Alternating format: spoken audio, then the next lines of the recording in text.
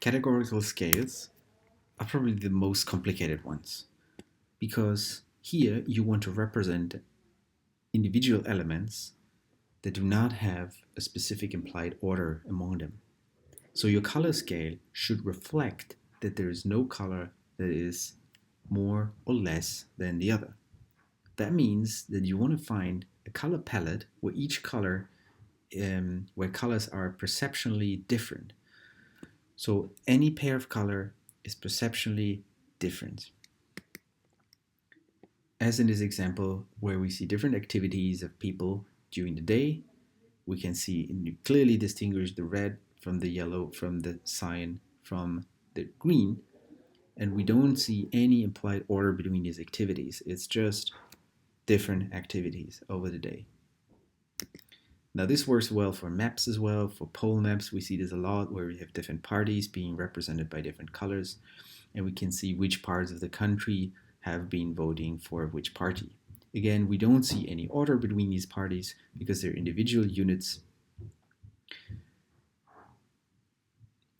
In this example, however, it's a combination of a categorical color scales, the parties, and a sequential color scale, the percentage of people who voted for this party. So we can in the map see dark black areas, light black areas, the gray ones, and the same for the dark red and the light red and the green and the blue. Now, in choosing colors that are perceptually different, that make up your palette, such as in this case black, green, red, and blue, there are different ways, there are different tools. You can go online, you find loads of different tools that create your color palettes.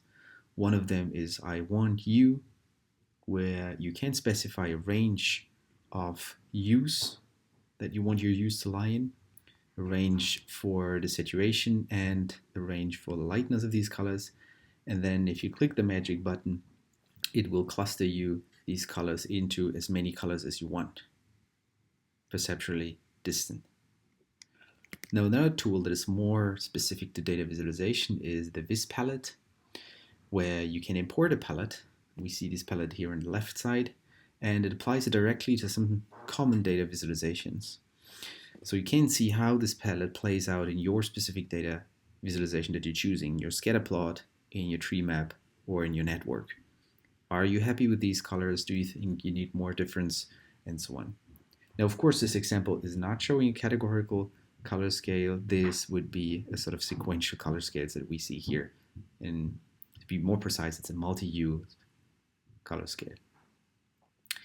This palette is a nice tool because you can also see how your visualization plays out in black and white.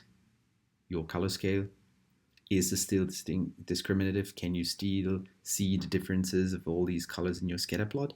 Or maybe you want to go for another visual variable than dots. The same applies for lines here, which is kind of hard to perceive. However, it works when you have a bit more color to show in your visualization. This palette also can simulate how your color palette plays out in people with color perception deficiency. This is a chapter we're going to look into separately. Now, there's one more thing to know about how to choose colors, because our language tells us a lot of how we perceive colors, how we understand color. If you look across languages, most languages have terms for white, gray, and black. Now, white, gray, and black are not the type of color we're looking into as a visual variable. In data visualization, we know that white, gray, and black are actually luminance, which is a different visual variable from hue. However, again, if you look across languages, most languages have names for red, yellow, green, and blue, which means that these are very important colors that everyone agrees on. Only after these colors come second important colors are pink, brown, orange, and purple. And only then come colors such as cyan, magenta, rosé, and all these exotic ones. And if you choose colors, keep one more thing in mind, is what data are you representing. Sometimes it happens that there is a mapping, there is an implicit understanding of how you want your data elements to be colored. If I'm coloring fruits, I want my apples to be green and my bananas to be yellow and blueberries to be blue, not the other way around. That would be confusing. So if you choose semantically resonant colors for your data element on your legend, that helps people keeping your legend in mind, understanding your legend, and then reading the visualization according to these colors. What is true for fruits also holds true for other types of data sets, such as brands. If you're representing Apple, gray, AT&T, use something blue, and Starbucks, most people who know Starbucks know that this is green.